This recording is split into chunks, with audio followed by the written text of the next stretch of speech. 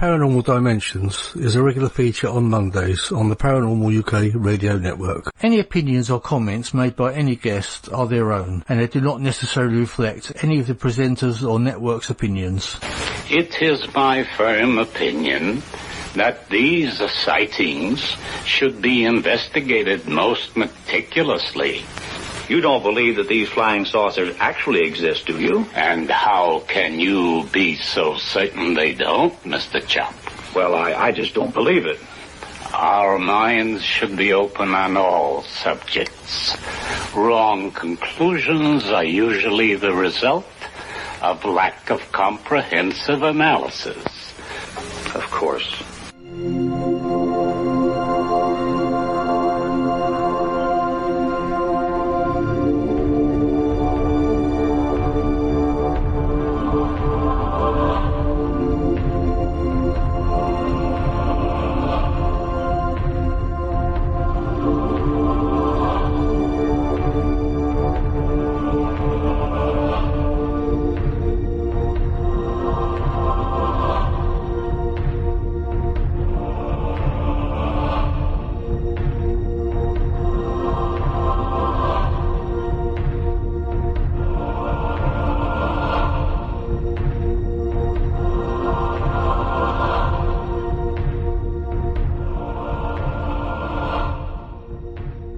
This is Sacha Christie, and you're listening to the Paranormal UK Radio Network, the UK's biggest paranormal network. And this is Paranormal Dimensions with David Young.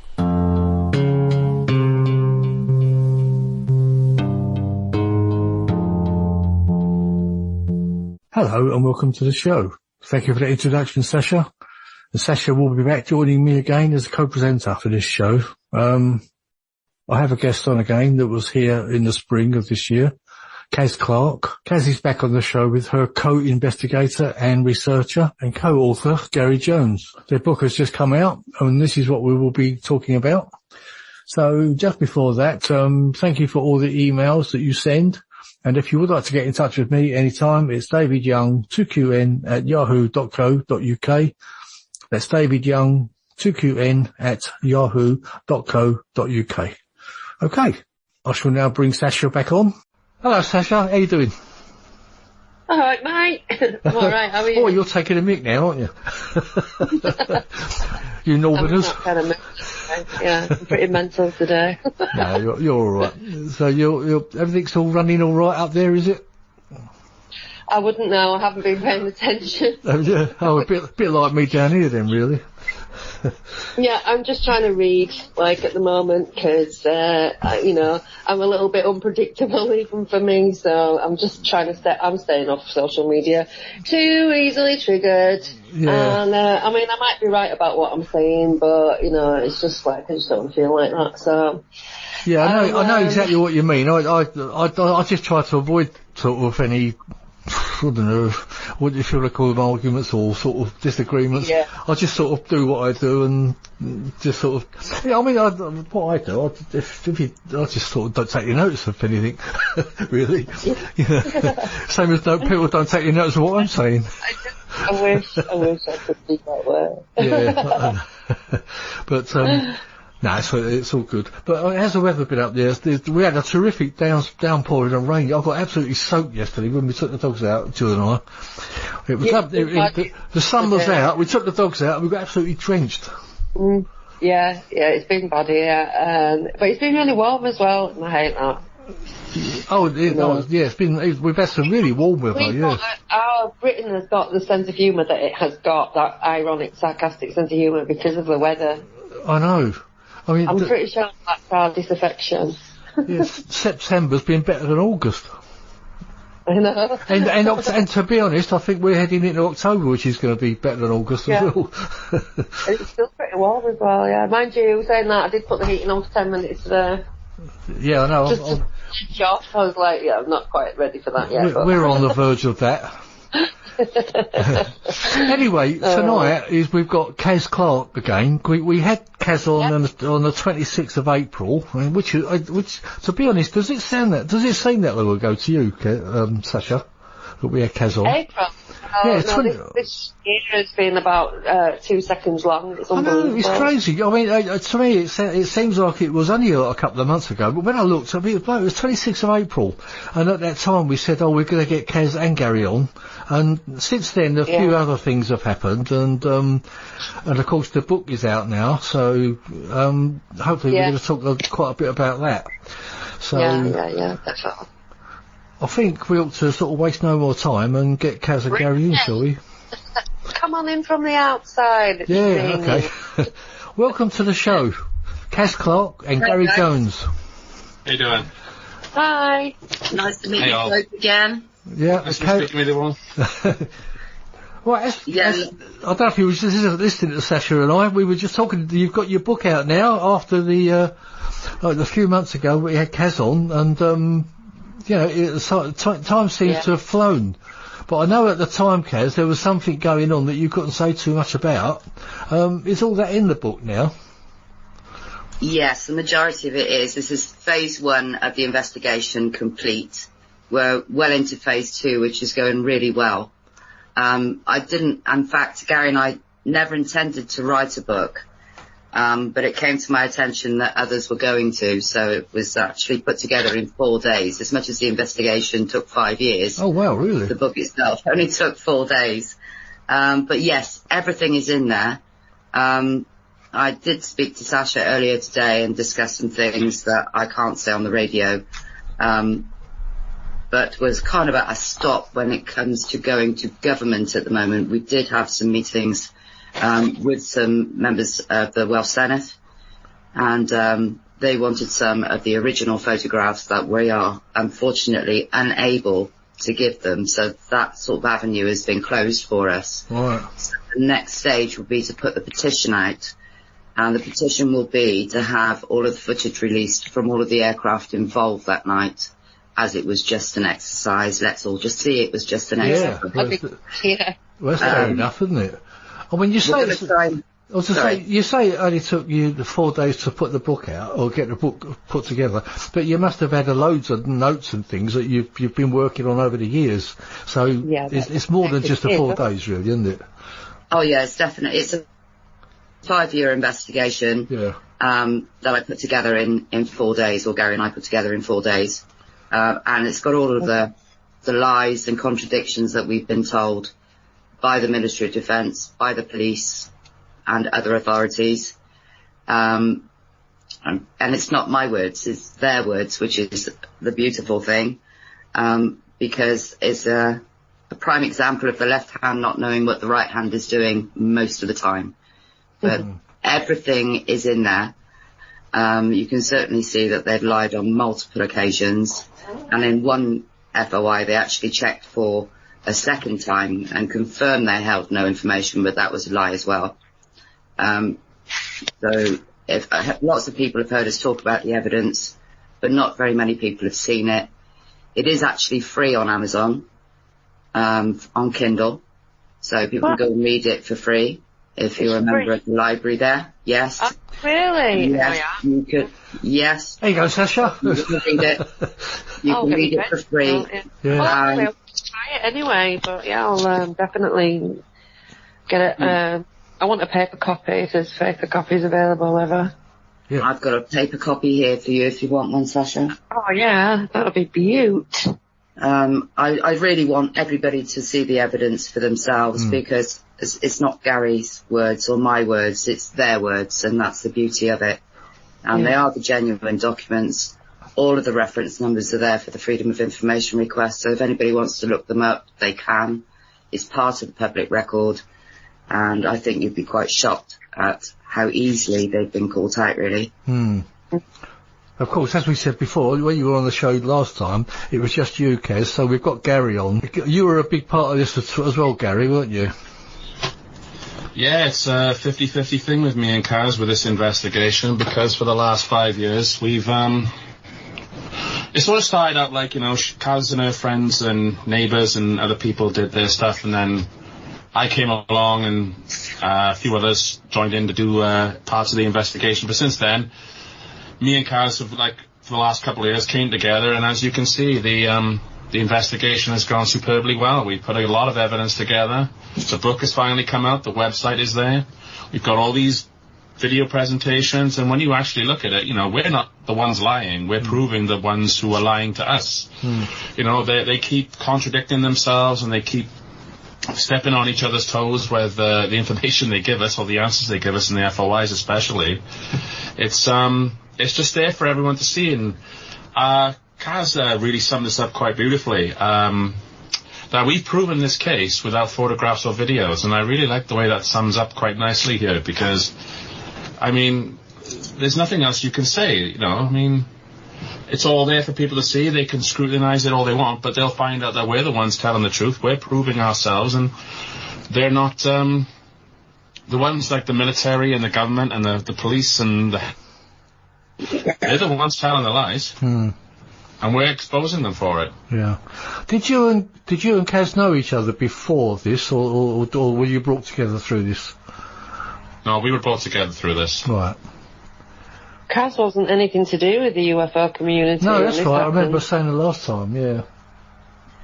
In fact, when it happened, I had absolutely no clue who to speak to. In fact, I didn't even know you weren't supposed to talk about UFOs. So when the cover story went out from Wales Online, I immediately flew into a comment. You know, I can categorically assure you that was no exercise. And, you know, I obviously felt the consequences of that directly afterwards when I was interrogated. And it was an interrogation. You know, the questions were fast and furious. I didn't have a time at all to think. It was one question after another, you know. And afterwards, I didn't speak about it for 20 months. Not at all. Yeah. And it was only when Gary became involved, and Gary and I didn't get on at all to begin with.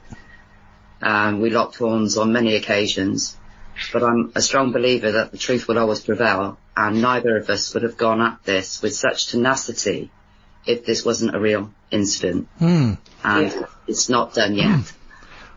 There's parts of this explained in the book as well, so if people want to read that. Yeah. Why we locked horns and stuff, but, you know, it's just that it was such an incredible event, and the way it was being described, it sounded, and I said this to Caz, it sounded kind of fanciful, and just, it was quite an intricate thing you were describing. I mean, I've seen quite a lot of big UFO cases, like Rendlesham, of course, you know, and Roswell, but this was sounding like something like that, and I was like, you know, but when we finally started to do some, you know, field research, and I knew where to start looking with the military and stuff, it was all just coming together, and I was like, wow, this, you know, Caz is really being truthful here. It's amazing. And since then it's grown. You know, it's become what it is now, the book, website, and a very big case indeed. Yeah, I think we ought to kind of, because I mean, there could be people out here listening who don't know what we're talking, or what you're talking about. So maybe we could go right from the beginning, how it all set out, you know, how you came together, and perhaps what you saw and what you experienced, you know, for any listeners that are new to this, and obviously it's going to be something that would probably lead them to get your book if they, you know, so wish. Should I start? Yeah, please do, yeah. And then you can sort of say how you two came together and everything, and fire away. Okay, well, it's called the Pentyrch Incident because it began here. And for 3 days and 3 nights we had 2 surveillance aircraft that took it in turns to monitor the skies above our village. We had contacted the Ministry of Defence and the mainstream media, and nobody seemed to know anything about it. In fact, the Ministry of Defence actually ignored us. And by the 3rd night, it was quite apparent that they were watching for something, but we certainly didn't expect to see what happened. I had no belief in UFOs. In fact, one of my neighbours, David, actually thought that they were watching for Russian planes, because it was only the week before that we turned away 2 Tu-160 bombers from our airspace, Russian bombers. But what pyramid, the jettisoned smaller craft, 2 of which approached us afterwards. The military had set an ambush for it, pursued them and fired upon them without first trying to establish any form of peaceful communication. One of the objects that they fired upon did actually crash into Smilog Woods. The EMF evidence that Gary has found has been quite phenomenal and double-checked. I actually contacted the Welsh UFO Network to begin with, because I had no clue who to speak to about it. It turned out to be a one-man band, Mr. Lee Thomas, who put me in contact with a man called Richard Hall. I didn't know who Richard was, but I understood that he was doing a conference in Merthyr that Sunday, the 28th of February. This happened in the early hours of Friday morning. And I decided there and then that was it. I was going to go and see Richard. I didn't know what he looked like. I had no clue whether or not I was going to be able to speak with him, but I was determined to go and at least try. I spoke to Richard before the conference started and explained to him what had happened, and he offered me to speak to his audience at the end of the show to ask if anybody else had seen or witnessed anything. At the end of the show, that's exactly what I did. I'd never spoken publicly before, and Richard was stood in front of me, passing me the microphone, and I stood up and told the entire audience what had happened, and Gary just happened to be there that night. Half a dozen other witnesses stood up. Some said that they saw other lights flying around in the skies.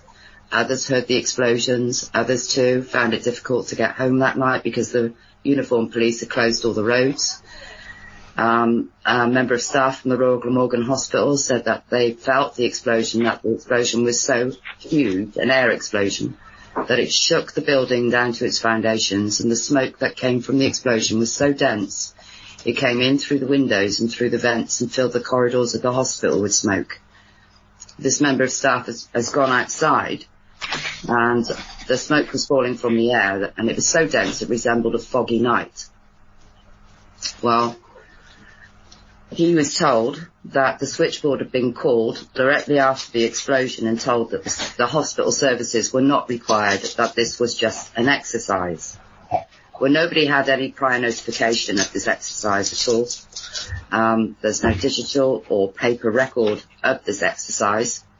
And certainly, the hospital definitely didn't know, but they have since tried to do an awful lot of backfilling, as well as South Wales Police. They told us that they couldn't find any evidence of the road closures, yet they know which officers were involved. I'll pass you over to Gary so that he can continue from there, but that's basically what happened that night. This is actually the very first time I ever met Caz Clarke or knew of who she was. I went to the Merthyr Tydfil Rugby Club, and I was listening to Richard D. Hall's presentation, because I always thought they were good presentations, and then at the end there was a Q&A session. What was interesting is that 2 days prior, of course, we had the major incident that Caz and Dave had witnessed, but I didn't know nothing about that. I just knew that the military had been building up in the area for quite some time, low-flying helicopters, planes, convoys of trucks and, army vehicles, and I was like, what is going on? Yeah, everyone was asking the question. Everywhere I went in Merthyr or Ponty or in my hometown. But, of course, we get to Merthyr, and then we get to the Q&A session. Caz gets a hold of the microphone, and sometimes people ask, what was her demeanour like? And I say, well, she was quite calm, and she was quite collected, but you can tell she was quite full of adrenaline. She had been through something quite incredible.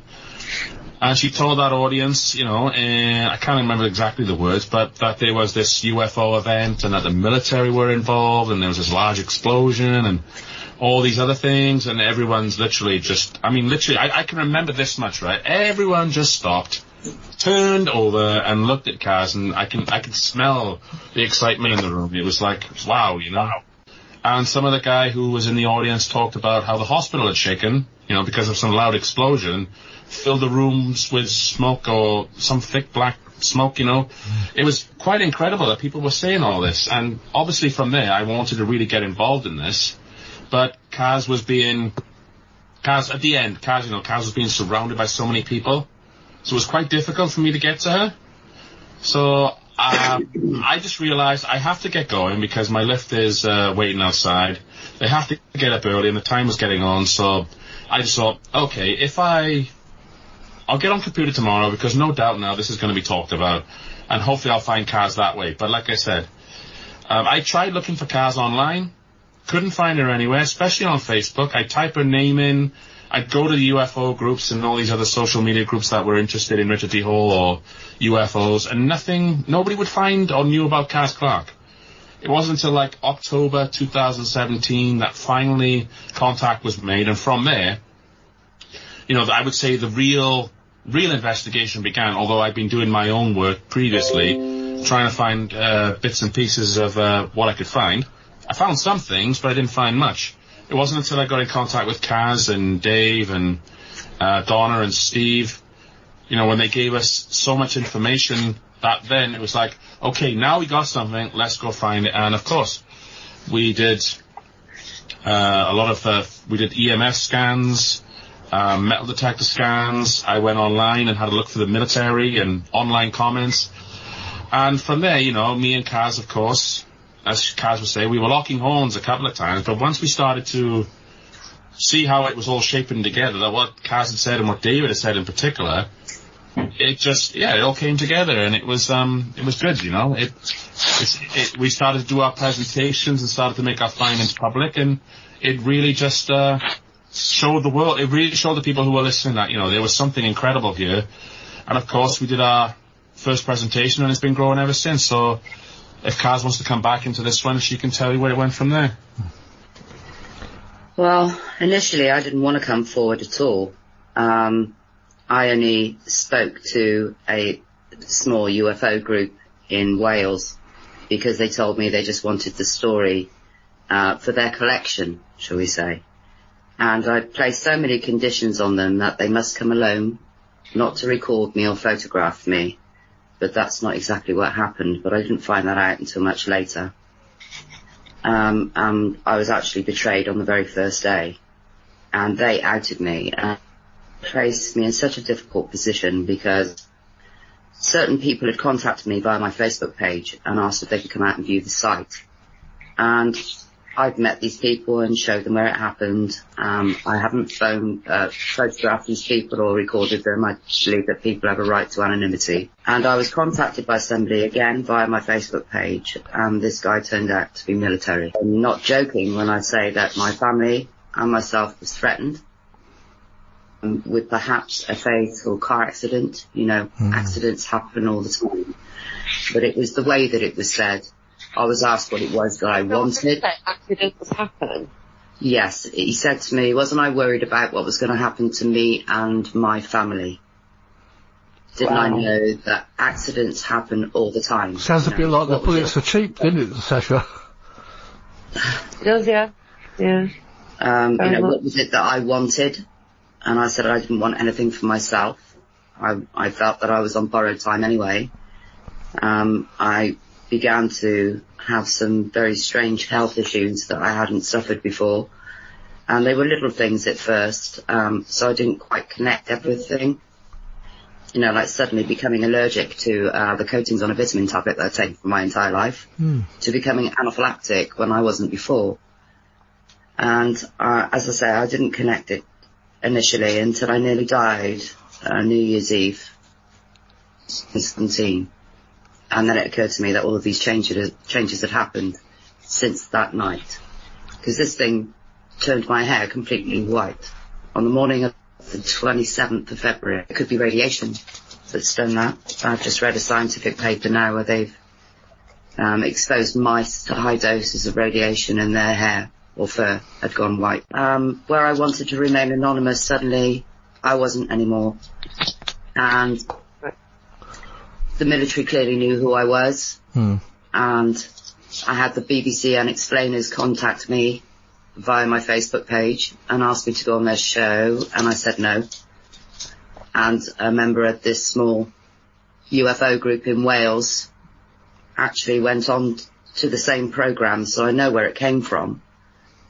But I discussed it with Gary as to what I should do, and he said, look, you know, the more public you are now, the safer you'll be.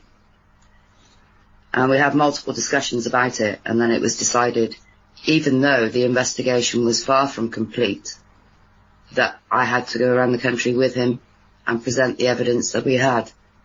And now it's a lot more complete.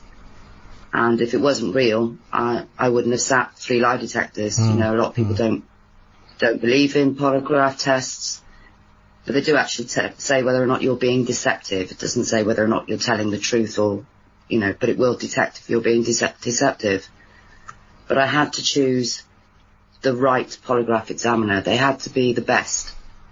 And I tried the best in Europe first, and Gary was present with others when I spoke to this gentleman who actually inferred that he would fail me before he even tested me. His words were actually, Caz, you're not going to get the answers you're looking for. That's practically what he said. It was so hard to get a polygraph examiner to agree to test me that when I eventually did find a company that was prepared to do it, I actually refused to discuss the content of my test with anyone but my examiner. I thought by the time I'd paid for it, was wired up to the machine, it'd be pretty hard for them to say, I'm sorry, but we can't test you. But I did it primarily for my doctors, I think, because I needed them to take me seriously about what had happened to me and why my health was deteriorating. But I knew that it would help the case as well. And actually, when the results came through, I had a house full of people, and Gary was here as well. And it actually came through via my email first. And I remember the day that I opened the email where it said, truth or no deception, and I just burst into tears because it had been such a battle for somebody else to believe me, to know that I was actually telling the truth. It was just a relief to know that at last somebody else in the world knew that I was being honest about this. And if I wasn't, then I wouldn't have pushed this investigation so hard and challenged the Ministry of Defence and challenged the police and other agencies. And so much so that we've tied them in knots now, to the point where we've actually got South Wales Police in a situation where they can't answer us, so they're trying to hide behind exemptions that don't actually apply. So we're going to write back to them now and give them one last chance to tell us, or at least answer our questions, and if they don't, we're going to write to the Commissioner and hold them in contempt of court. And that's a criminal act, so they could be facing criminal charges. But that's how real this is. You know, I think the petition is our last hope of being able to have questions asked in Parliament. And we will do a 30-day countdown for that petition, which will be on the website. There's also a safe space on the website for witnesses if they want to come forward. They don't have to give their real names. If they want to remain anonymous, they can. If they just need to speak to somebody, I have counsellors on standby waiting to take their call. Some people, you know, like for myself, for example, I had no one to turn to. Absolutely no one. And I did, and still do, have post-traumatic stress. And I had no one to talk to about it. And it's a really difficult thing to go through on your own. Isn't it amazing that all of the people that say that they're doing something good and doing something about the UFO issue, the abduction, you know, problem, and there's literally nobody there. There's nothing. There's nothing. That was the shocker for me when I first came to the UFO community, and I was looking for someone who just listen or be interested, you know, like, because you would think that the UFO community would be interested in a UFO event, and it was just none of the above. I was so angry. Like, what the hell has everyone been doing for 17 years? Right. You know? That's one of the things that's really got to me a little bit, that I've only been involved in the UFO community for 5 years. And in that time, it seems to me that everybody is interviewing everybody else, and it's all the same stories going on over and over again, but no one is doing anything. No one is doing anything. Gary and I, we've tried to take it to government, and we've been blocked by a UFO group that have these supposed original photographs by a witness that night who wishes to remain anonymous, but they will not give us the originals to authenticate. We have MPs asking for those photographs so they can be authenticated. Isn't it mad? You brought this forward, and you know, you put this case to a point where people were saying that they didn't believe you, but then and people saying that who didn't believe you said that there's a better witness now. this thing turned your life completely upside down, and then all you've got is a load of people trying to cannibalise you and steal your evidence, and, you know, it's outrageous. And this is just what the scene is. It's so toxic. You're absolutely right. You're absolutely right. You know, literally, I mean, I have felt suicidal at times, not because of what happened to me, but because of people. I've been attacked by trolls and debunkers for the last 5 years. And as I've said before, and I will probably say it again, if this was just a story, I'd have written a novel and put it under fiction, and I wouldn't have had to deal with any of that. But this is the truth. You have your little group of believers around you, and that's what they do. They just feed into a certain set of people, and some people will accidentally get involved in it and then realise it's a load of tosh if they're just story spinners, and then they'll move on but won't make a scene.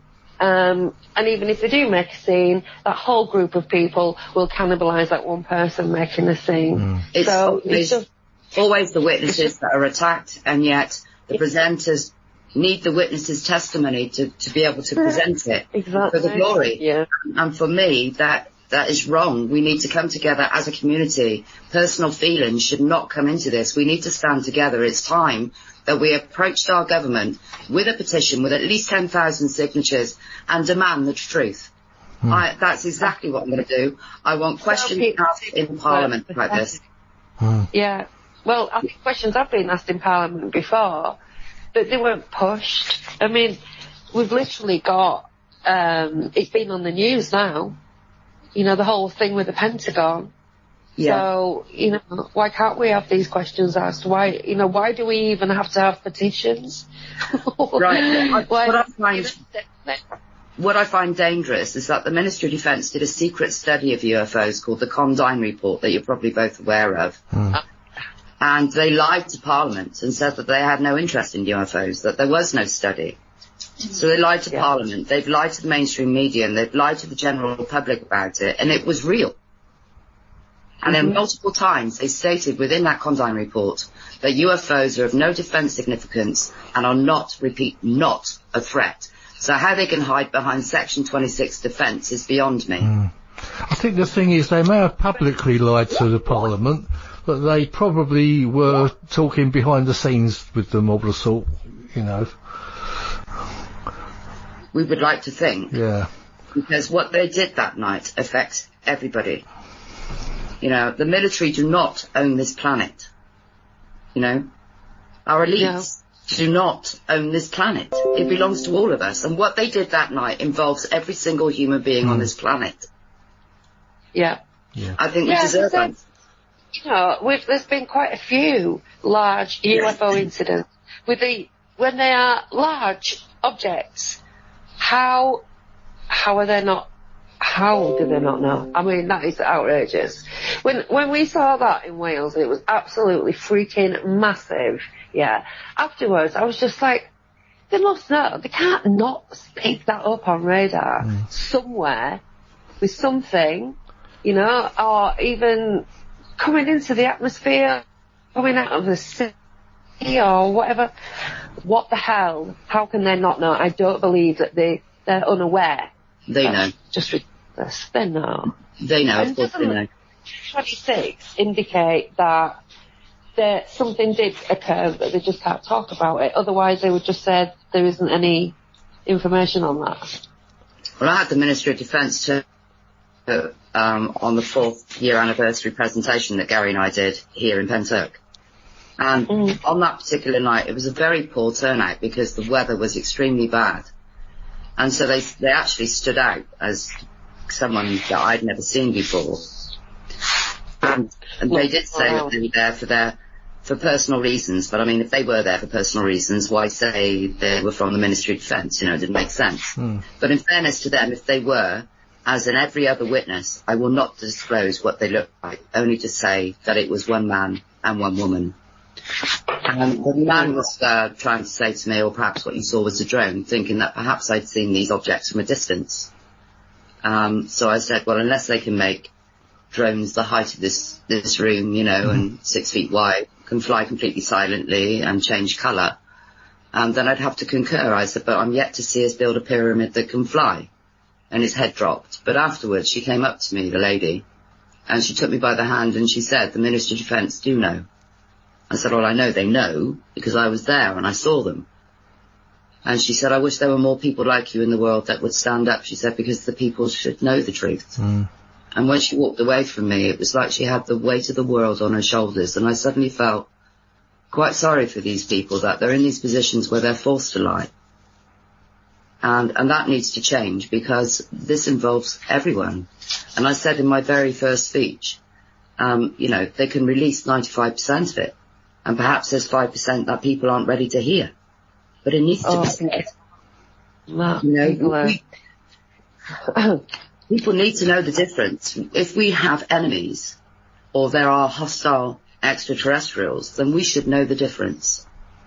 So if there are hostiles, perhaps there's a hotline that we can phone and say, well, actually, you need to get your butts over here because this is going on. But right. Listen, I was sat with a taxi driver once, and I mentioned, we were talking about wherever, I was probably going to a conference or something, and mentioned aliens, and he freaked out, and it was genuine, almost panic, where he demanded that I not speak of it because he was too frightened to even think of it.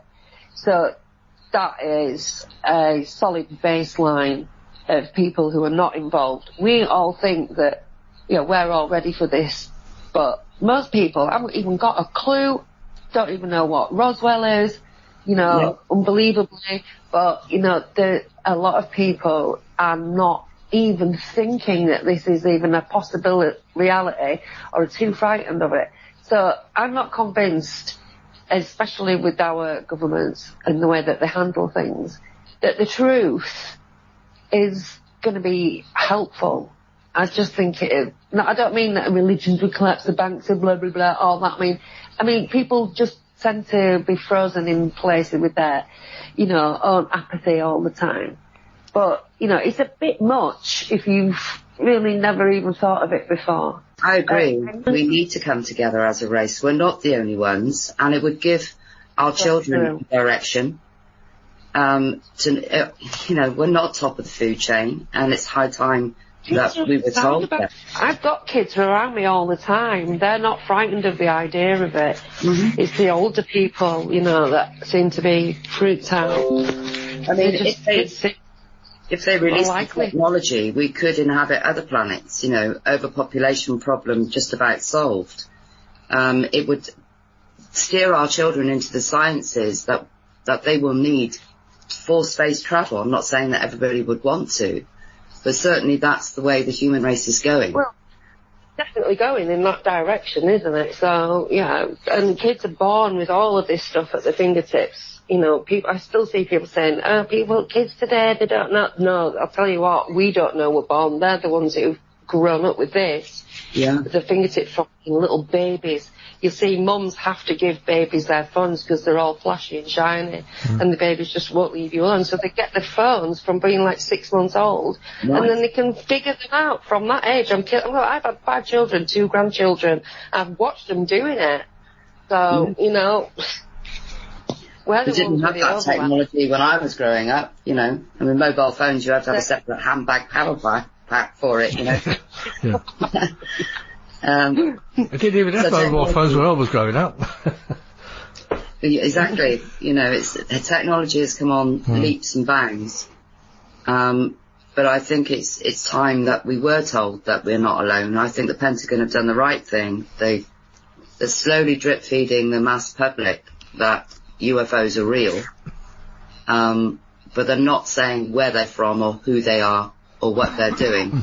And they do know. Ross Coulthard, I spoke to Sacha earlier today, he actually publicised the fact that the United States Air Force are monitoring a frequency to know when these, quote, UFOs are going to appear. Because I'd always questioned, how did they know that these craft were coming here specifically? And they are monitoring a frequency. The satellites are in communication with the E3 Sentries, the AWACS planes, directly, so they can steer this I-Star project directly to where they need it to be. So all the reconnaissance and surveillance aircraft, the 2 E3 Sentries, one of which is from NATO, is always involved.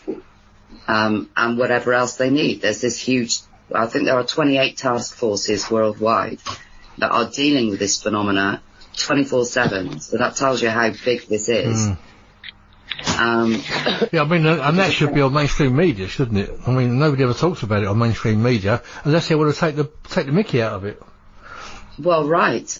I think, with the types of people that were involved in Arctic, they've put a serious conversation on the table and less giggling, So I think, if anything, we might not have really got disclosure or anything near it, but I think this whole bubble of stuff has elevated ufology from the gutter, which it still deserves to be because it's terrible, but the discussion is now high-end. Do you know what I mean? It's not just Joe Blogger. So I think that's our best takeaway from all of that at the moment. Yeah. Indeed. And, what have the military done? This is the point, that they've been shooting these things down since the 1940s, as far back as I can go, but maybe before then. And that is an act of hostility on our part. I think they were targeting radar on them in the 1940s and discovered that brought them down. Yeah, I heard that. Are we in trouble? Is that why that, suddenly we've got Space Force and in the public eye, I mean now, not the secret Space Force, but an actual Space Force that if you join the Air Force you can actually be part of. They're doing all of this without our knowledge and without our consent. And we pay for it. That is a very dangerous situation. Don't we? Yeah, well, there's other stuff going on as well that is far more sinister. So, yeah, I mean, there's a lot to unpack there. Yeah, indeed. They have been visiting us since ancient times. I mean, there's so much ancient evidence that these people from the stars came here. But there's also a lot of negative stuff that's going on. People are being abducted. And some people are not returned. Well, thousands of people disappear every year, don't they? In fact, probably get into the million every year. Yeah. Tens of thousands of people. Well, they reckon it's millions of people, don't they? Millions of people go missing every year. We don't know why, but so many of them never are never found again. We don't know where they've gone. Yeah, there's lots of reasons why, but there's such a massive volume that it makes you think. I think Senator Richard Blumenthal said it best in the Senate hearing with General Dunford when they were going for the funding for Space Force.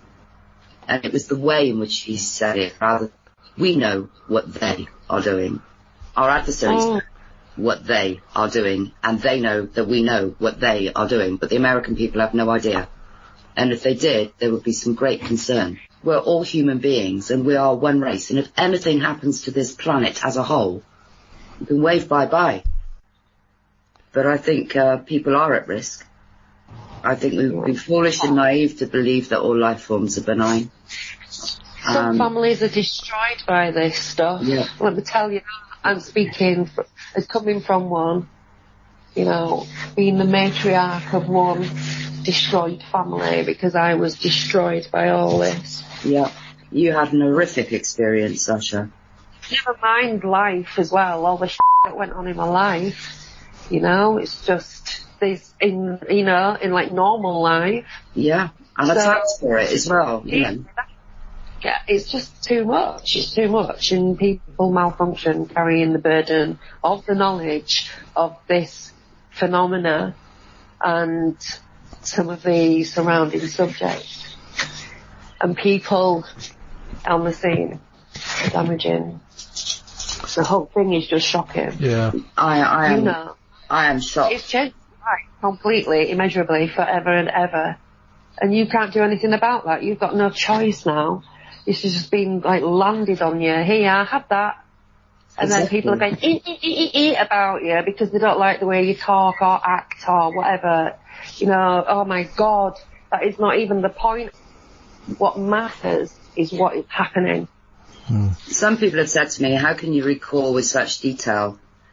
And I've always said, well, if you have had a traumatic experience in your life, doesn't matter what it is, you will remember that day in detail. whatever that trauma is in your life, you'll remember. Forever, and it will play every day in your head forever. Like, you know, how can you remember? Well, I can remember because my brain won't let me forget, actually, because just every single hour of every single day for years, it's just going to play out over and over and over again until you're just completely insane with it, you know. That's what it does. Unless you can get the counselling, unless you can afford to get help, or if you somehow just manage to be okay with it. But some of us are just not okay. This happened on my doorstep, literally. And it will always be there. And I can't escape it. I just can't. And I've been placed in a situation now where I have to go forward. And I will for all of us. I will go and keep going and keep poking the bear until I get an answer. Because your brain won't let you leave it alone. Your heart won't let you leave it alone, you know? And people go on about motivations. That I don't have a motivation. I can't stop myself. It's not even me wanting to even do this because I really don't. I hate it. I hate everything that it's done to my life and everything that it's left me with. But I've got no choice because I'm just stuck with it as a permanence, you know, and it can override everything in my day. I have to find ways to override it because it just saturates you, it changes you, and you just feel driven to do something. It's not even planned, it's not calculated, I just got to do something because I can't sit here not doing something. I don't even know if anything that I ever do makes any bloody difference to anyone. It just helps me get through it and get on with it, you know, I mean, literally with it, because I've no choice. I can't put it down, I can't pretend it never happened. Right, you know, and that's what post-traumatic stress does to you, and this is what people don't get, you know. Like, I've tried to say, well, if there's a war veteran who's suffering with post-traumatic stress, he can come home and get counselling and can get help. You know, but you put that war veteran back into a war situation, and he's going to go straight back into PTSD. You know, there's no profit in the book for me at all. I didn't do it for profit, otherwise it wouldn't be on Kindle for free. I did it because everybody has a right to know the truth. And I want the people to see the evidence, which is why it's all in the book. It's not a story, it's a presentation of the evidence, in their words, not mine. I think I think most of us know that very few people make a lot of money out of ufology. You know, there's only the very few names that might sort of make a good living out of it. I don't know of any that make an awful lot of money. And as you, Sacha, and we know quite a few people in the business, don't we, if you want to call it a business. It's very important to have you and Sacha, you know, Caz and Sacha on the same show together, because you both suffered a lot of stress and trolls on Facebook, etc. And I think Gary did to a certain extent as well, didn't you, Gary? No, I've been attacked and I've been trolled and I've had my abusers and this and that, but to be honest with you, it's like water off a duck's back to me now because I've had it for so long. I just don't pay attention to it. Because what can you do? They're going to say what they want to say, they're going to do what they want to do, and there's nothing more. And, you know, you can block them and this and that, but I don't feed them. I don't feed the troll, because at the end of the day, they just want a reaction. They'll use any little word or any little sentence and they'll forget the whole story, you know, or the whole... just look for one little thing, and that becomes the basis of their argument. So I just don't bother with it. I mean, I find myself, I've come under more of attacks on my machine. You know, I've noticed that certain things have either been hacked or... There's so many computers since I started working with Caz on this, funny enough. I've had several hard drives and computers go funny on me, even though they were some of them were brand new as well, and... You know, it's just like, what's going on here? I think someone tried to hack you just now because you went quiet. My machine. I'll just read a little bit from the back of the book in my summing up. And I've said, the evidence is vast in this case, and I would ask you to scrutinise it closely. The truth is right here, and I ask you to find it within these pages. If there is nothing to hide, why have they lied and lied again, and in some cases confirmed for a second time, and still lied? I put it to you, not only have the authorities lied in this case, and have covered up the truth, but the military knowingly and expectantly intercepted and engaged a huge pyramid UFO and the craft it jettisoned that were not hostile, and without trying to first establish any form of peaceful communications, pursued and fired upon it without mercy. It is time for true disclosure in this country and across the world. Time to at least try to correct what has been done before it is too late for us and our children, our planet, and the entire human race. I ask you to be my judge and jury in this case, and to seek the truth in this matter, and to find the only answer that really does make any sense at all is the Pentyrch UFO incident of 2016, above and beyond any reasonable doubt, was real. But that's just I could go into some of the evidence and some of the lies that they've told. Yeah, would you like to give us a couple of samples of that? I mean, you don't want to give too much of the book away, of course, although you can read it for nothing on Kindle. I'll just read this very quickly then. If I asked you to be a jury member in a court of law, I would ask you to set aside your personal beliefs and try this case on the evidence put before you. I would remind you, the jury, if a witness lies, you can throw out all or part of their testimony, but which part would you believe? If multiple witnesses are caught lying under oath, it is a conspiracy to cover up the truth. No official governing body or emergency service received any prior notification. National Resources for Wales lied about why the trees were felled in Smailog Woods. There is no plant health notice. The police lied about any knowledge of road closures that night, whilst knowing which officers were involved. The Ministry of Defence have lied on several official government documents multiple times, and this is part of the public record. They lied about having any knowledge of the planes over Pentyrch in the preceding days. They lied about hovering low over people's homes in the early hours of the morning. They lied about exceeding the NOTAM by at least 50 miles, something they would never do.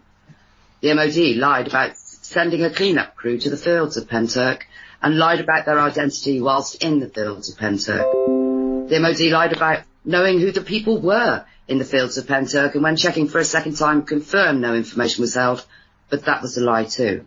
They also lied about the simulated munitions causing the explosions that shook people's homes and the hospital. And the answers they did give all fell within the realms of Section 26, not in the public interest. Well, I believe it's very much in the public interest, and these are all things that we can prove. Those are just some of the lies that they've told. I mean, you certainly laid it on the line there for them. Are you going to be sending a copy of your book to the police, etc., and let them read what you've said? Not until we've finished our investigation, and it's still ongoing. Gary and I at present are in the middle of doing the second phase of the investigation, because there's been an awful lot of backfilling attempted by the Ministry of Defence and the police and the hospital. And so we're in the process of dissecting that, it just gets funnier as you go along. You know, the more lies they tell, the deeper the hole. Yeah. And the deeper the hole, they're just ending up burying. Yeah. Can I maybe just, there's something not in the book, but something that I was working on now. Very interesting, show. We did a show with, Kev Baker one time, and Caz introduced a really interesting piece of evidence where you found that, the Forestry Commission had felled an area that was not supposed to be felled in it. They said it had larch disease in that area, but you found the maps and the pinpoints of years they were supposed to be cutting things down, and there was nothing for that area where the impact site is, isn't it? That's right. Okay. Yeah. Now, I was looking on a couple of websites, and I was wondering about this Beechcraft King, or 350 King aircraft, the one we call the Snake 48, or ZZ418. Now, I found a very interesting page, and I've actually managed to locate it here, because I remember when we were doing our initial searches online, I found a section on the wave. Was it Karen? That's it, yeah? Yes. A lot of the story had been deleted, but somebody had posted it on Facebook, and the comments were all there, and some comments were on other places, and I found someone named, Moira, I'll just call it that. The name is in the book. Now, her father was a patient at the hospital, and he recalled hearing gunshots, not missile or big bangs. I mean, that did happen. But before that happened, he recalled hearing something like machine gun fire. Now, this man worked in the RAF, and he knows the sound of what these things sound like, and he was quite unnerved by this. Now, it was around the time that, after the Pyramid craft left the area, and the Snake 48 plane had gone over to the Smailog Woods area, because Smailog Woods is quite interesting. If you didn't have the Pentyrch field, Smilock Woods would be a very interesting case on its own.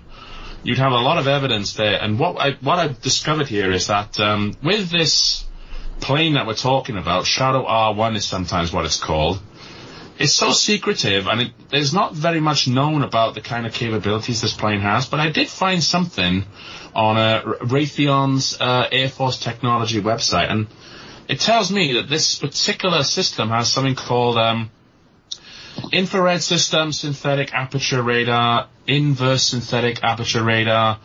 That's quite a lot to go into, but the basic thing of it is, it says on one website here, ISAR technology uses relative movement of the target rather than the emitter to create the synthetic aperture.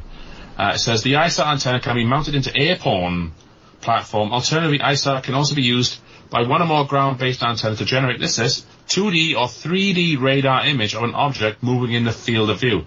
Now, this particular radar can cut through cloud, foliage, forest, and any other thick area, right?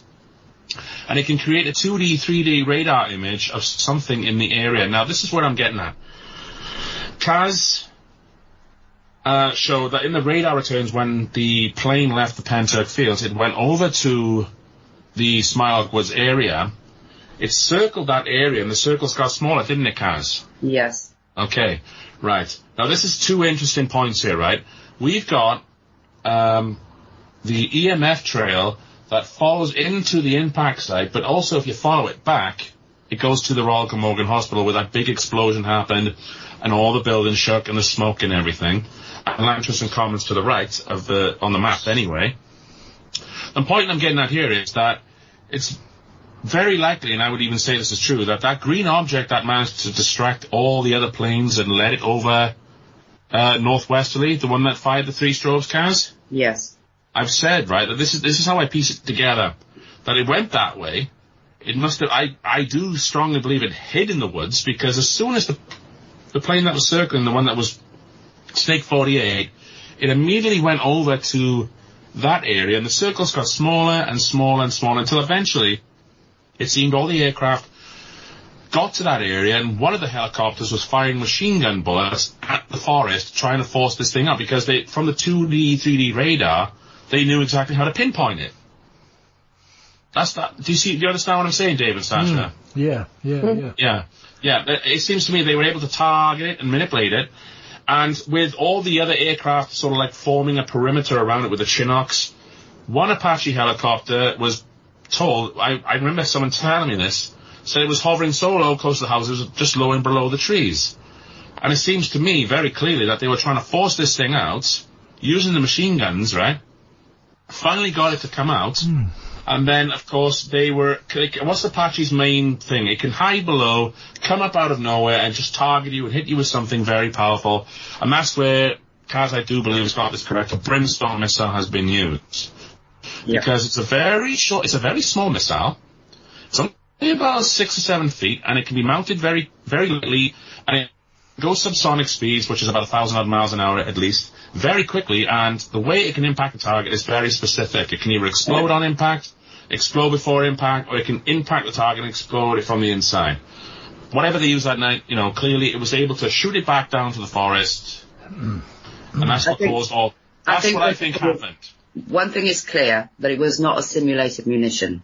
No. The Apache was caught in its own kinetic wave, which is why it had to do an emergency landing at Cardiff International Airport. And such was the size of the kinetic wave, it set the car alarms off in neighbouring villages. This was not a small explosion. No. This explosion was enormous. We're not just talking car alarms in Llantrisant, but in Vader and Talbot Green and in neighbouring villages, all of the car alarms were set off by this kinetic wave. It's, not just one or two. When you look out your window and all the car alarms are going off in the street, that's a huge shaking going on. Mm-hmm. So simulated munitions do not have any kinetic energy at all. And it was very kind of Richard Hall to actually go out in June of 2016 to film the police counter-terrorism drill where they were letting off fake or simulated munitions. And I've seen more smoke, to be fair, firework and the noise certainly didn't register on the Richter scale 40 miles away in Monmouth. And this explosion did. I mean, that is an enormous explosion, and I think the reason why it registered on the Richter scale, even though it was an air explosion, was because it shook the Royal Glamorgan Hospital, which, as you know, goes down multiple levels underground. And an earthquake will register from a fixed subterranean location, and that's why it registered on the Richter scale, because the hospital itself shook. And this was no small explosion to be heard from 5 miles away. I heard it here in Pentyrch, but it was an enormous explosion. And they clearly shot at something. And the only thing that went in that direction was the green object that first came out of the pyramid that deliberately got the plane's attention to follow it. I believe it was a deliberate decoy or a sacrifice to draw the aircraft away from the pyramid itself and the load that it had jettisoned. And the fact that those objects were trying to hide from the helicopters, I think, is quite sad. If the Carl Winston witnesses do have the video, and it does turn out to be real, I'd very much like to see it. I think the world should see it, because this object, this pyramid, flew over their house. And it had some of these barrel-shaped objects with it. One of the green barrels tried to hide in the field next to their house, and the helicopters were sweeping left and right across the field searching for it. And just as they were almost upon it, it's jumped up and skipped away westward again. In fact, all of the barrel-shaped objects were herded together by the military, and they were pushed west. They were witnessed in Bettus, in Bridgend, heading west. They were witnessed in Port Talbot, heading west, being pursued by military jets and helicopters, basically being pushed out to sea. As I say, the military would never exceed a NOTAM. A NOTAM is there as a notice to airmen so that other aircraft are not put in danger by military aircraft. Nobody's allowed inside the NOTAM area, just military aircraft, but they would never exceed it because they would be putting other aircraft at risk.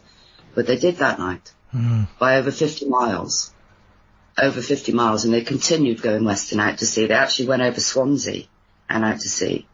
Well, one report that I got is, that I saw in a comment, they probably went as far as West Wales, all the way down to the coast of, what do you call it, Tenby area. No.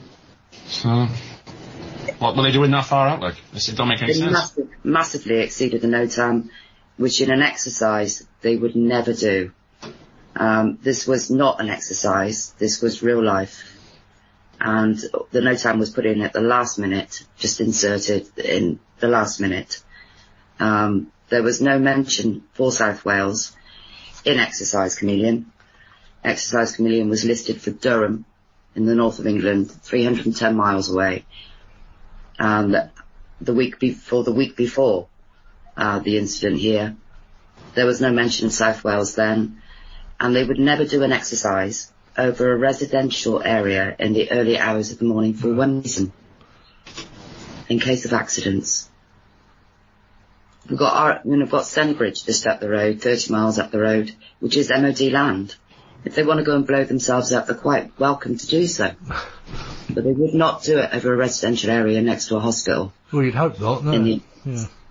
The only reason they would do it is if they were there for if they were there for real life. They would never, ever do it I mean, they would never do it over a residential area at night, because, as what Caz said, the fear of damage to human life or the accidents and everything. They've got plenty of lands they can practice on anywhere they want, and yet they chose. When we asked them in an FOI, they said, certain landscapes meet the criteria that we need in order to conduct operations, or something to that effect. But I'm like, land features. This is Wales, for God's sake. This is the Valley's area. You've got so many areas of the same thing. What is this mountain 10 feet taller than that? There was an accident that night. That Apache helicopter had to do an emergency landing at Cardiff International Airport with its cockpit on fire. This is one of our best gunships, and one of the best gunships in the world. And there it is with its cockpit on fire, having to do an emergency landing at Cardiff International instead of RAF St Athan, which is just a few miles away. So there was an accident that night, And God forbid it went into somebody's house or they didn't make the airport, you know. But the fact is that they used live munitions that night. Certainly they used live munitions, which is illegal. They're not even allowed to carry live munitions over a residential area, let alone use them. Sorry, guys, there's something else to add to that, isn't there? We've mentioned this a few times around. Can you imagine you're a surgeon and you're working on a very delicate part of someone's body at night, or a long surgery that goes through, and then suddenly the hospital shakes and you're like, oh my God, I've just slipped, you know, you probably nicked an artery or damaged someone in surgery. I mean, this is one of the things that it's one of the things that we're finding out with the FOIs now. I mean, is it okay to talk about this, Caz, with the notifications? I wouldn't discuss what we're doing right now. Okay. I want to concentrate on holding them in contempt at the moment for not anything else. But it's certainly something you would think of, I can say that. Yeah, with the surgeons. I can say this much, you know. I mean, it's like they would never do it, even for those reasons, you know. I mean, if you're in intensive care or you're performing surgery, you certainly wouldn't do that. That's one of the reasons you wouldn't do it over a residential area. Because you can imagine the headlines in the morning. You know, army causes hospital surgeon to deform a patient in surgery or something. You know? Hence the backfilling. And they do perform neurosurgery at the Royal Glamorgan Hospital. You know, that's one of the things they do. And microsurgery, whether it be brain surgery or spinal surgery, you know, they do this under a microscope, for God's sake. If that building shook and they were doing an operation at the time, they could have easily given somebody a stroke or paralysed somebody. You know, hence that, you know, it's not just, you know, the thing with I mean, it's not just the cars jumping. I mean, the one thing that made me stand out, two things from the comments, especially that one person in Richard Hall's thing that night. He didn't just say, oh, there was a little shaking. He said the walls shook, the big thick wooden doors, the fireproof ones shook. The fixtures and the windows were literally rattling like someone playing a bass guitar very loud, you know, you ever seen a brrr kind of thing? You know, you're not just talking a small thing here. And something else that's come up since, I mean, Laura Roten of the Paranormal Scholar, yes? Yes. Amazing video, and it's garnered a lot of attention, a lot of comments, and some of them are very, very well thought out and well detailed. They say to us that... you know, the amount of paperwork that would be needed to conduct an exercise of this scale, the amount of assets, the military assets on the ground, in the air, and everything else would be phenomenal. I mean, just to even get one helicopter in the air was like you know, a week's worth of paperwork and a headache of signatures and everything. And you're talking something that was only like a small invading army over here. And as much as I hate to say this, you know, on Metabunk, right, they did bring up one interesting point, but then I immediately found how stupid it was when they said it's customary for the military to clean up the mess that they make. I didn't realise, right, it was customary for them to remove rubbish from the Lanchester Common that's been there for years, right, that the council have been asked to remove for years and years, and yet along comes the army. We ask them in an FOI, why did you gather all the scrap metal that's been there for years and put it into a neat pile to be moved away? They hid behind Section 26. It's not in the public interest to know why it is they must collect rubbish. That's usually the council's job. Well, the interesting point there, since you brought up the metal search, is that people have gone out with metal detectors on the common in recent months, and they haven't found as much as a bottle top. Nothing. Absolutely nothing metal has been found on that common. That night, they did a meticulous metal search. Every piece of metal that was on that common was picked up, and what they didn't need, they neatly cut up and stacked along the roadside. I have spoken to a witness that lives in the area that filmed and photographed what the military was doing that night. I would like that person to get back in contact with me. They do have a video. I would very much like to see it. And again, their identities will be kept anonymous if they don't want to be known publicly. And I will promise to do that, as I have with all the other witnesses, you know, until such time as they can or will come forward.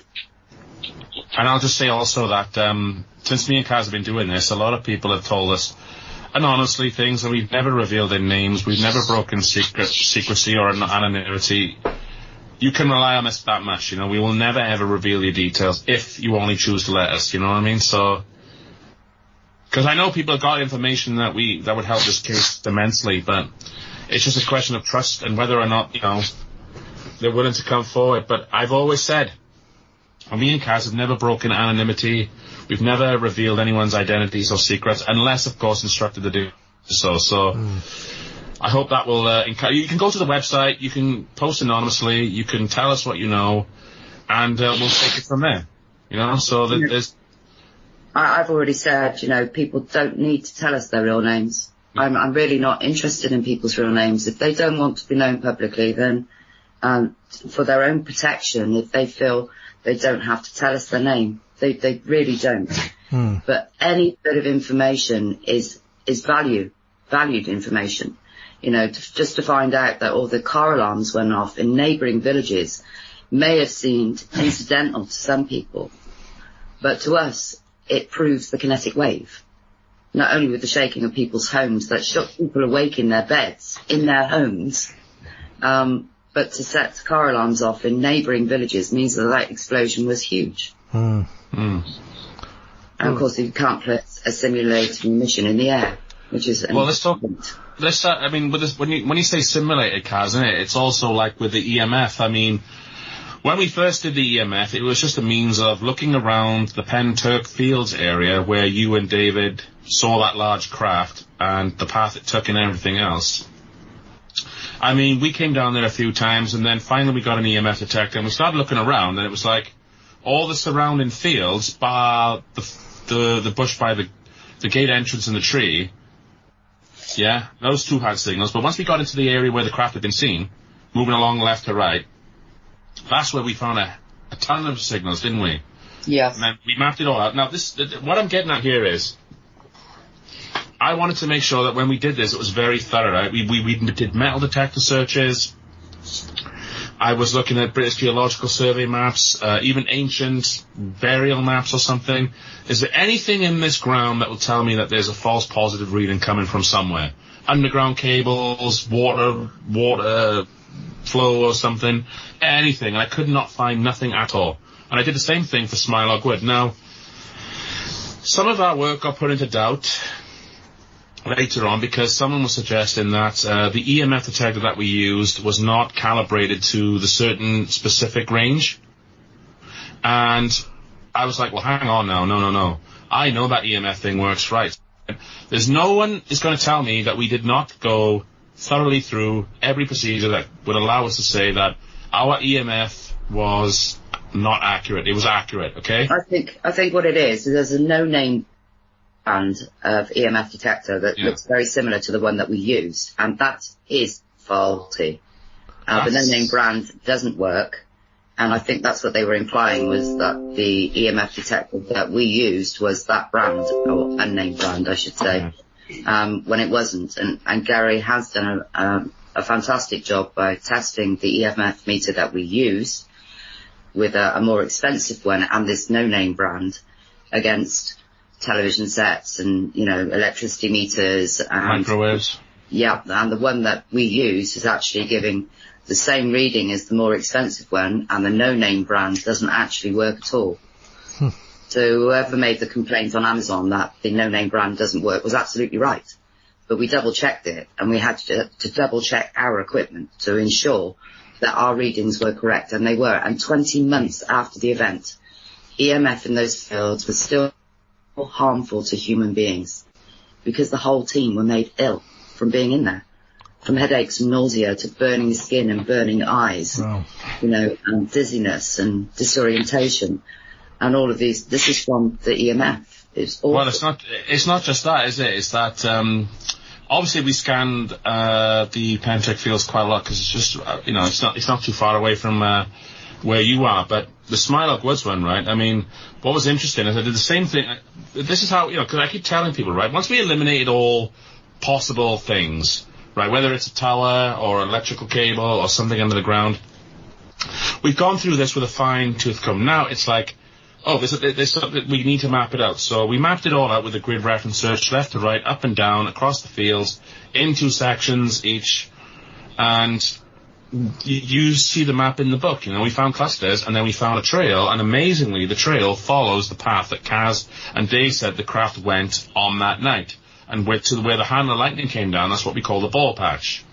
Now, what's really interesting also is that, I'm surprised we found this, is that when we went to Smilaug Woods, right, and where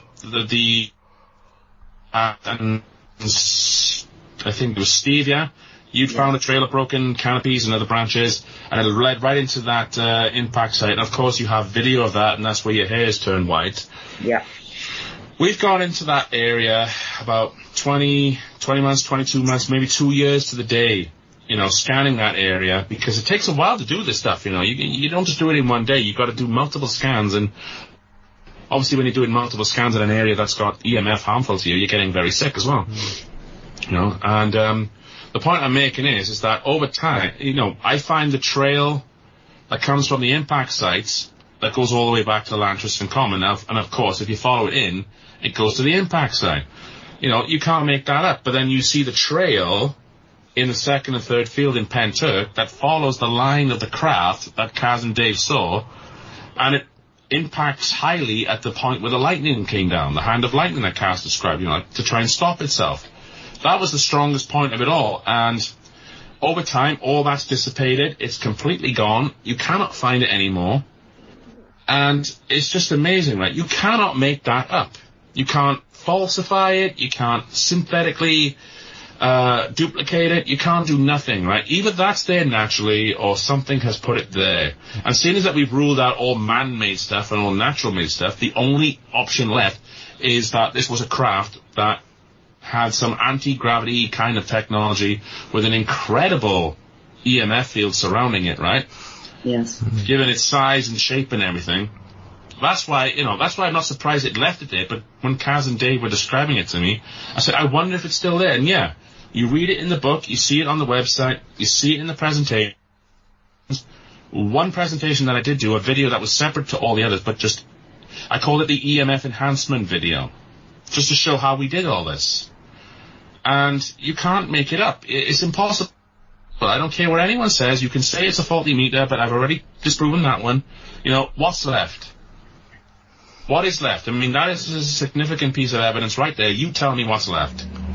And the interesting point is, as well, is that 2 days after the book went live, bearing in mind that I've been here for over 20 years now, that the field where the bald patch is was absolutely levelled by an unknown farmer. He was not the usual farmer, and they have levelled the field completely. There is a video on my Facebook page of that, the day it actually happened. Again, evidence of absence, is it, where they just want to destroy everything? As they did with the trees in Smilaug Woods. Well, the timing is a bit suspicious, isn't it? Yes, very. I mean, literally, it's either literally 24 or 48 hours. I went up there myself, I had a look around, I was like, what on earth? Yeah. There's nothing in that. I mean, look, if you're going to say the farmer did it to increase grazing opportunity for the sheep, well, I'm not being funny. The sheep don't spend that much time in there anyway. They're in the other fields where there's plenty of grass. There's no reason to destroy that area or to cut it or trim it or anything. They've gone in there and they've cut all the snake weed grass type of stuff, and they've just left a little outline of the ball patch area, but they've destroyed it. Yeah, they haven't touched the surrounding fields. No, they've destroyed it. They've destroyed that evidence, and I basically don't see why now, because there's nothing there. I was referring it to the patch after a while because the EMF signals are gone. The grass and the flowers are really starting to grow back. Maybe that's why they did it, because now it's looking healthy again. But obviously it ain't, because they decided to chop it down. Yeah. Well, it certainly raises a lot of questions, doesn't it? You know, everything you've said. You know, it just makes it weirder and weirder. And it's certainly a massive case. I don't really understand how it's avoided mainstream media, you know, to be bigger than it actually is. Well, I think with all things with the mainstream media, they all seem to be reading from the same song page. You know, and if you're evidence doesn't fit their official narrative, you're not going to get heard by the mainstream. I have done some filming with Sky. I've also done some filming with a reputable firm in Canada, and I can't say any more than that at present because I'm still under contract. And needless to say, it will be aired. Some of it will be aired later this year in the autumn, and some of it will be aired in Canada and the northern United States next year. So hopefully, more people will get to hear about this case. I have been shadow banned. I'll give you a little example of that. A paranormal scholar who did the short documentary film for me, I've had 815,000 views on that video. So the Pentyrch Incident information is very hard to find. Gary couldn't find me for 20 months, and I wasn't hiding. Just that I've been shadow banned, when that one video alone has had 815,000 views. Wow. And you know how I am with searches. I can find a lot of information on the internet because I understand how their algorithms and their meta tags and their various words actually work. But it's just amazing. I mean, you type in Caz Clarke or Caz or Merthyr or something, nothing was coming up. And even though people were talking about it on South Wales Awakening, and there was talk about it on the Wales Online, and some bits of it were being shared here and there. It's like, I know Caz is using a Facebook account to post comments on that line. Why can I not find her on Facebook? And even the people who were answering her or seemed to be agreeing with her, I thought they seemed to be using a social media account. Couldn't find them as much. I did look for them as well, but it's like I couldn't find no one. It's like, what's going on here? Yeah, and she couldn't have blocked you, could she? Because she didn't know you. Because she didn't know who you were. No, I didn't block anyone. I had no idea at all. In fact, the link was only made when that very small UFO group in Wales had posted a blog to say they were going to do a skywatch on top of the Garth Mountain. And I placed a comment underneath simply to say it's a good place to be. And that was where they were able to make contact with me. But I wasn't a member of any UFO groups at all because I had no interest in the subject at all. So it really did turn my world upside down, and I concur with Sacha 100% how it changed my life. I had no idea that I had post-traumatic stress until really I caught myself when I ripped into that commanding officer from Vodafone. And I just went from 0 to 100, and then I realised actually there's something wrong. It's changing me as a person. I look back at some of my presentations, the one that I did in Cornwall, for example, and I cringe because I am so angry. And I think it's time that we did get angry. I mean, it's time that we actually took it forward and started to ask our government seriously for answers. Because nothing is getting done. It seems that some groups are only interested in collating the information and not doing anything with it. And there are thousands of people in this country that have been affected. Millions of people across the world have been affected.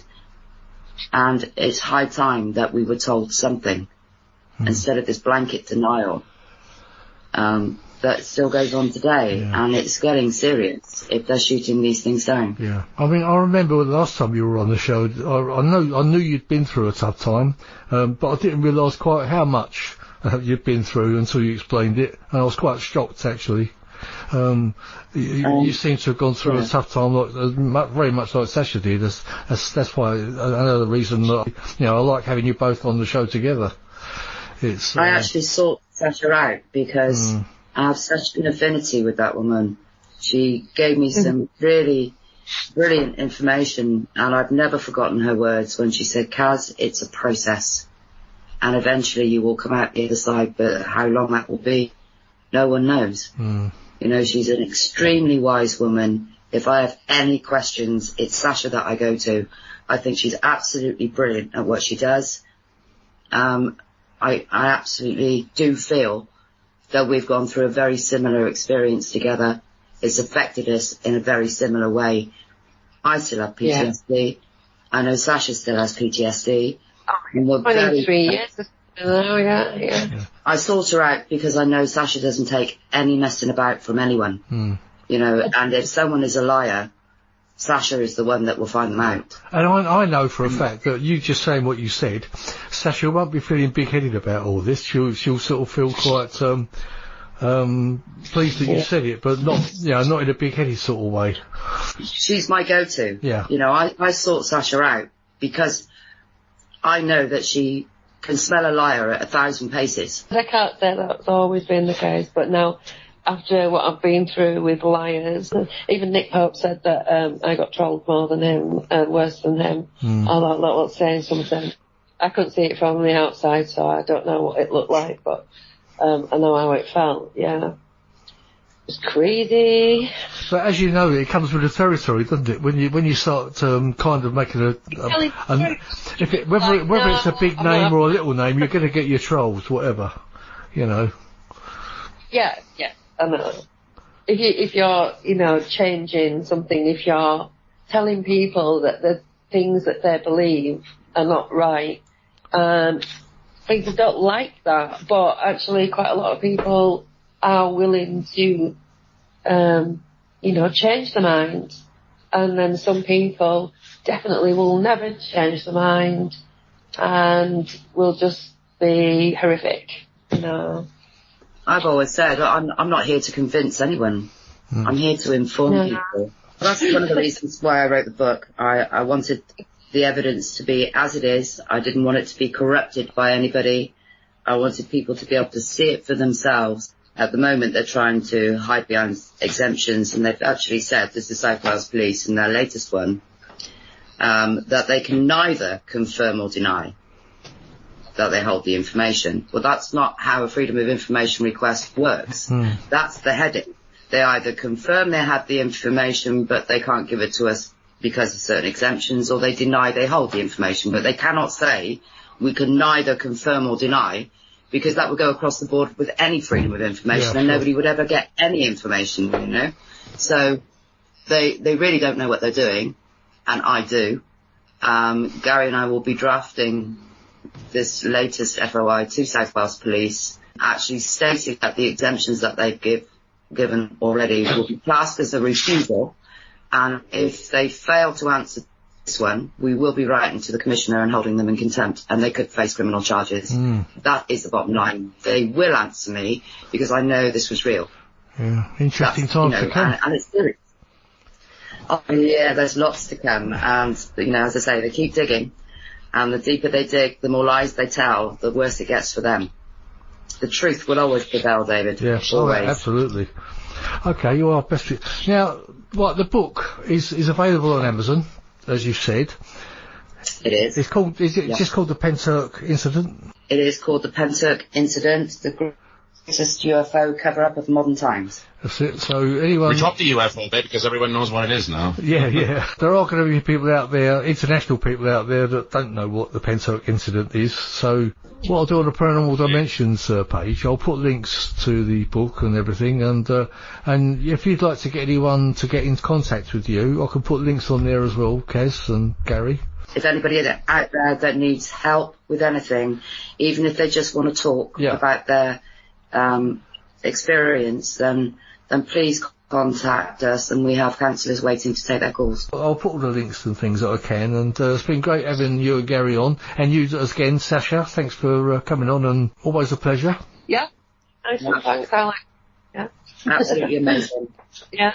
And hopefully we can. So glad you made it. Hopefully we can all meet up in a few months. It's always a pleasure. Well, maybe one day you'll get down to Pentyrch. That would be nice. That would be lovely. Yeah, I'd have to try and put that on my agenda one day, because as I say, I haven't been to Wales for probably a good 15 years now, I should think. There must be probably about 12 years since last time I went to Wales. So I'm probably... I would definitely leave it until the summer. Yeah. So, I know what you mean. Yeah, but maybe next year. Well, hopefully the second phase of the investigation should be completed by next year. Right. But it took the police 3 years to answer us the last time, so I don't hold that. Now, do you foresee another book follow up to this, or do you think? There is a possibility. I mean, I had to reduce the information in this book from 900 pages down to 297 pages because it was just too much. So it could actually be you might get another edition, which is like an expanded edition or something. Yes, very possibly. At present, we are working on the second phase of the investigation, which is going extremely well. I mean, the lies that they just keep telling just get worse for them, and in some cases are absolutely hilarious. So I would like to say more about that phase, but I can't at the moment. Because we are waiting for answers. Well, what we could do is maybe when you do know a bit more, perhaps maybe next year, maybe in the middle of next year or something, perhaps we'll see where we are now, and perhaps come back on the show again. Oh, it'd be amazing. Thanks, Dave. Yeah, and Gary as well. And, I was just gonna say, you know, if people are wondering why can't we say nothing now, I mean, you can see, just even with the release of the book, you know, we had someone, before the book even got sold, there was already someone posting a negative comment on it, a 1-star thing, and it was like, you haven't even read the damn thing yet. It's not even on. I did see something about that, and someone was saying, it was just a military exercise and all that, wasn't it? Yeah. Then, 2 days before the book was published, that was posted up there. Yeah, but then, you know, as soon as the book gets published, within 24, 48 hours, the field gets cut down. So clearly someone is monitoring what me and Caz are doing. Yeah. Right? Whether legally or illegally, I don't know. No, I'm not joking when I say I've kicked the police off my page. I've kicked the CIA off my page, and I find that hilarious. And that is the truth. Yeah, it is. Some of you have done that a few times. You probably more, Caz, anyway. Yeah. Well, if there's, you know, they've asked me questions specifically about the investigation, and I just tell them I'm not at liberty to discuss it because I don't want to give them the heads up. Yeah. You know, as to what we're doing. Because if they learn what we're doing, then they sort of like run to those areas like, oh, you know, change this, do that, blah blah blah, you know. So we want to keep them on their toes and let them walk on eggshells a little bit. Well, we tried to cut them off before they had that opportunity. You know, the same as we did with the men and women that came and camped in the fields here. The first thing I got Gary to do was to check whether or not there'd been any planning permission for said campsite. To cut that avenue off so that they couldn't later go back and add, or yes, you know, Vodafone had this planning permission to camp there when clearly they were military. You know, only the military can hide behind Section 26. And what was so important that they had to come and camp and search the fields of Pentyrch in forensic suits using ground penetrating radar and triangulating satellites into this area, you know, armed. By the way, they were armed. So, well, I guess on that note, so hopefully we'll get you back on the show again, you know, middle of next year maybe, and hopefully we should know exactly where we are by then. Well, hopefully, if we have our answers, yes, and if not, the police will be held in contempt, and that should be interesting. Well, yeah, or we'll be in the middle of a big court case. Anyway, right, we'll better leave it there. Right, well, I'll catch you soon, right, guys. okay, yeah, good night all. Thanks a lot. Thanks, cheers, bye-bye. Speak to you all soon. Lovely. Take care of yourself all. Bye-bye. Have you all gone? Oh, right, okay.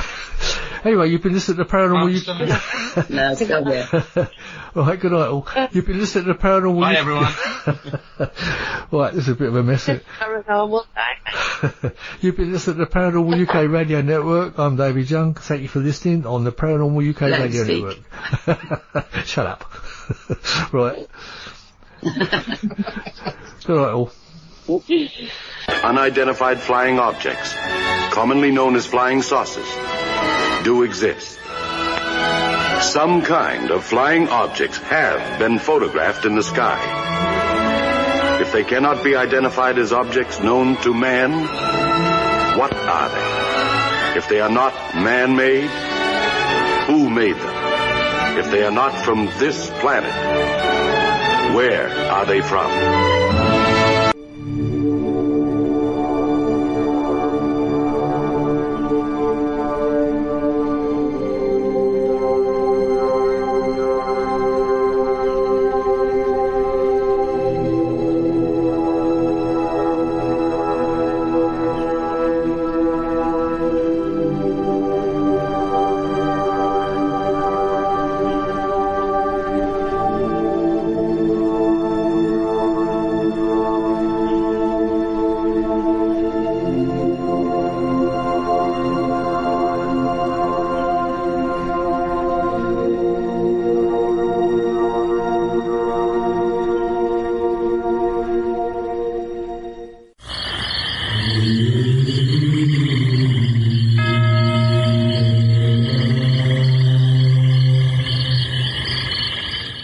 Paranormal Dimensions is a regular feature on Mondays on the Paranormal UK radio network.